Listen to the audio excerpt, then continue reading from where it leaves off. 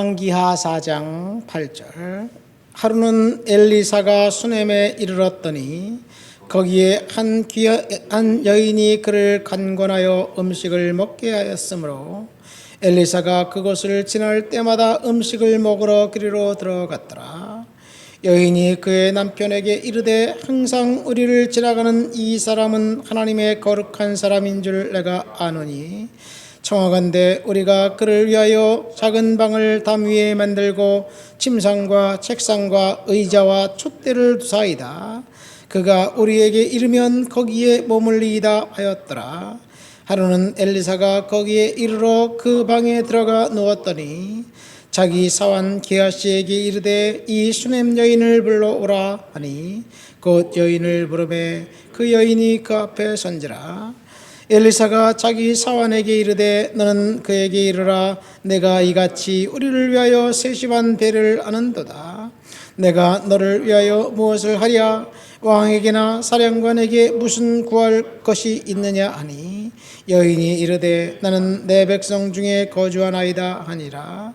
엘사가 이르되 그러면 그를 위하여 무엇을 하여야 할까 하니 게하시가 대답하되 참으로 이 여인은 아들이 없고 그 남편은 늙었나이다 하니 이르되 다시 부르라 하여 부르매 여인이 문에 서니라. 엘사가 이르되 한 해가 지나 이때쯤에 내가 아들을 안느리라 하니 여인이 이르되 아니로소이다. 내 주 하나님의 사람이여 당신의 계집종을 속이지 마옵소서 하니라.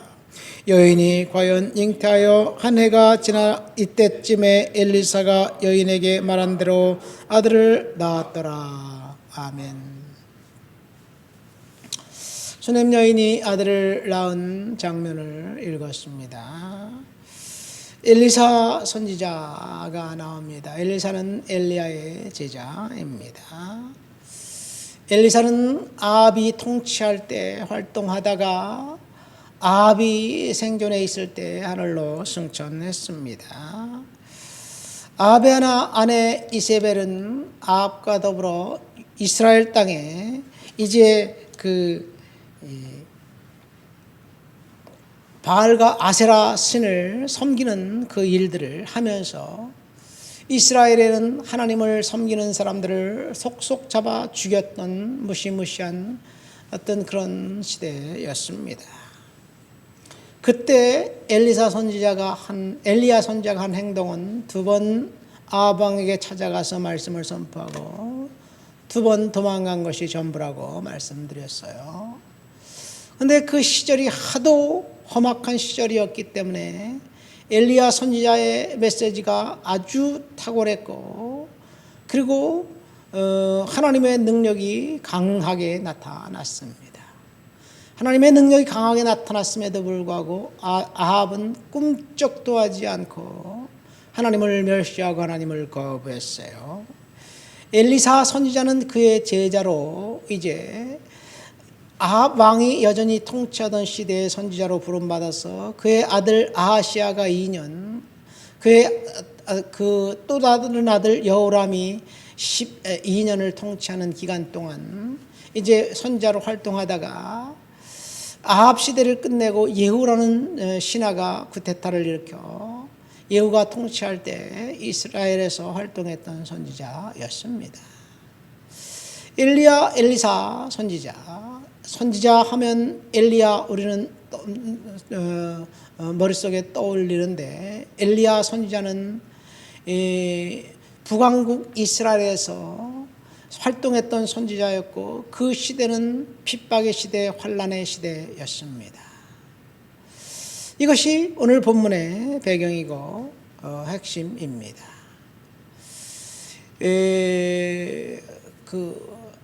오늘 본문에 보면 수넴 여인이 나와요. 엘리사가 통치하던 시대에, 엘리사가 활동하던 시대에 어느 한 마을을 지나가다 보면 선지자가 지나가면 그를 알아보고 꼭 대접했던 그 여인이 있었습니다. 이 선지자를 대접했던 수넴 여인 이야기가 오늘 우리가 읽은 본문의 이야기예요. 이 이스라엘의 암흑기에 하나님을 멸시하던 시대에 그래도 하나님의 선지자를 잘 알고 대접했던 이 여인이 하나님 앞에 선지자를 대접한 그 일로 말미암아 축복받았다는 것을 우리는 알게 됩니다. 오늘 본문은 아합의 아들 여호람이 통치할 때였습니다. 이 여호람이라는 왕은 그 아버지를 닮아서 이 왕 역시 하나님을 멸시하고 사악했어요. 그런데 아이러니한 것은 이 엘리사 선지자가 아합 왕에게 아무 날 아무 시 어디를 경계하십시오. 거기에 전쟁이 일어나 아람이 칠 것입니다. 알아요. 그럼 그 여호람이 그 선지자의 말대로 그곳을 경비해서 전쟁을 막고 승리해요. 번번이 그런 일이 일어나요. 한 번만 그런 경험을 한다면 우리는 엘리사 선지자의 하나님이 살아계시구나. 우리 하나님을 믿자. 백성들에게 이야기해서 우리 하나님을 믿고 야훼 신앙을 다시 회복하자 이렇게 말할 것 같은데 여호람은 그건 따로 하나님 멸시하는 건 따로 그렇게 했던 시대였습니다. 그러니까 이 과부가 선지자를 선대했던 그 행동은 사실은 사회적인 통념과 반하는 일이었을 것이 틀림없습니다. 하나님을 멸시하던 시대에 하나님의 선지자가 지나가면 그 하나님의 선지자라고 경배하고 존경하고 대접하는 시대가 아니라 저 사람이 나에게 찾아보면 올까봐 두려워서 피하고 도망가던 시대였습니다. 그런데 그때 수넴 여인은 선지자를 이제 접대해야 합니다. 선지자를 접대하다가 남편에게 상의래. 우리 다락방을 하나 만들어서 선지자가 오면 언제든지 묵을 수 있도록 그 방을 선지자의 방으로 꾸며서 그에게 드립시다. 그래서 거기에 침상을 만들고 책상을 만들어 놓고 촛대를 하나 놓고 선지자가 오면 언제든지 쉬울 수 있도록 그렇게 세심한 배려를 해서 이 선지자는 그것이 자기처럼 그렇게 드나들었습니다. 이 엘리사 선지자가 이렇게 대접을 받자 이제 하루는 게하시 자기 종을 불러서 이 여인에게 무슨 필요가 있는지 한번 알아봐라. 그렇게 얘기하고 여인을 불러요. 그러니까 여인은 우리는 아무런 필요도 없습니다. 그러니까 게하시에게 물어보더니 그 여인은 아들이 없고 남편은 늙었습니다. 그러니까 이제 내년 이맘때 아들을 낳을 것이다. 그런 이야기를 하면서 축복을 해줍니다. 여기까지 우리가 읽은 것이 본문입니다. 그 여인은 선지자를 대접받고 선지자 상을 받았습니다. 마태복음 25장에 보면 예수님이 이제 마지막 심판대 앞에서 양과 염소를 가를 때 이제 양과 염소를 불러서 이렇게 얘기합니다. 오른편에 있는 자들, 양편에 있는 자들, 이 아버지께로부터 복받을 자들이여 나와서 창세로부터 너희를 위하여 예비된 나라를 상속받아라. 창세로부터 예비된 나라를 상속받을 그 사람들이 누구냐? 내가 줄일 때 너희가 먹을 것을 주었고 목마를 때 마시게 하였고 나그네 되었을 때 영접하였고 헐벗었을 때 옷을 입혔고 병들었을 때 돌보았고 옥에 갇혔을 때 와서 너희가 보았느니라. 그랬기 때문에 너희들은 창세로부터 예비된 상을 받으라. 영생을 받으라. 예비된 나라를 받으라. 그런 얘기를 합니다. 그러니까 이 수넴 여인은 예수님이 말씀하신 것처럼 줄일 때 먹을 것을 주었고 목마를 때 마시게 했고 나그네 되었을 때 영접하였고 헐벗을 때 옷을 입혔고 이런 행동을 한 거지요. 이것이 수넴 여인이 한 행동의 전부였습니다. 자신의 마을에 주기적으로 찾아오는 선지자를 접대했습니다. 대접했습니다. 아마 그 선지자가 그냥 지나가면 길거리에서 주무셔야 되고 배를 굶고 이제 음식을 잡수실 수 없다는 사실을 알게 되었기 때문에 그런 것 같습니다. 아무도 선지자를 돌보지 않고 하나님의 이름이 멸시당하는 시대에 수넴 여인만큼은 하나님을 사자를 섬기고 하나님을 섬겼던 그 일 때문에 결국 그 여성은 축복을 받았습니다. 사실 그때가 여호람이라는 사람이 통치하던 시대였다 그랬죠. 여호람이 12년 후에 쿠데타가 일어나요. 12년 됐을 때 그의 신하 예후가 쿠데타를 일으켜서 아합의 아들 70명을 몽땅 다 죽여버려요. 이 왕도 죽습니다. 그때. 그리고 이세벨은 왕궁에 있다가 그냥 들창문을 열고 집어 던져버려요. 떨어져서 죽습니다.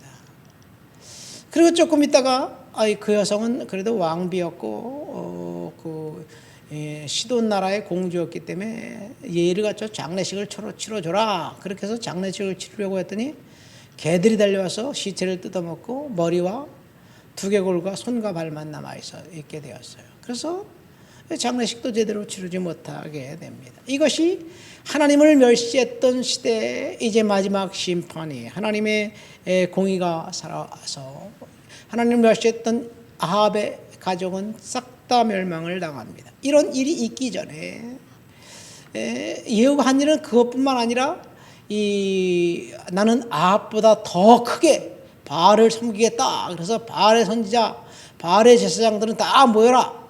다 모이게 한 집에 이제 너희들은 제사장의 옷을 입고 거기서 바알을 경배할 준비를 해라. 그렇게 해서 한 사람도 빠지지 말고 다 와라. 오지 않은 사람이 있으면 내가 찾아가서 그를 죽이겠다. 그래서 바알의 선지자가 다 모여들어요. 바알에게 크게 그 경배한다고 하니까 사람들이 들떠서 모였는데 예후가 문을 콱 잠가버리고 다 죽여버려요. 그래서 바알 선지자, 아세라 목상 선지자를 다 죽입니다. 이 종교적인 개혁이 있기 전에 이 일이 있었던 거예요. 그러니까 그 시대에 하나님을 섬긴다는 것은 쉽지만은 않은 일인데 수넴 여인이 하나님을 섬긴 것, 그것이 그녀가 축복받은 이유입니다. 어쩌면 오늘날 우리 시대가 하나님을 섬기고 교회들이 많다 할지라도 그 우상 숭배와 쾌락이 지배했던 엘리사 선지자 시대의 사마리아와 비슷하지 않은가 생각됩니다. 모두가 다 돈을 향해 질주할 때 하나님의 말씀을 붙잡고 있는 거룩한 사람들을 하나님은 찾고 계시다는 사실을 오늘 수넴 여인을 통해서 우리는 알게 됩니다. 말씀을 맺습니다.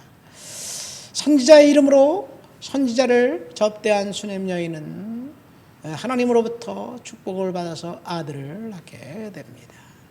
이 수넴 여인의 이야기는 여기서 끝나지 않아요. 그 아들이 이 4장 끝에 보면 죽어요. 선지자가 왔는데 죽습니다. 그랬더니 또 선지자가 그 가슴이 아픈 그 여인의, 비련한 여인의 어린 아들이 죽으니 얼마나 가슴이 아프겠어요. 근데 또 살려줘요. 그리고 거기서 끝나지 않아요. 8장에 보면 흉년 7년 동안 이제 흉년이 더 있는데 너희는 이 사마리아를 떠나서 다른 데가 있다 와라.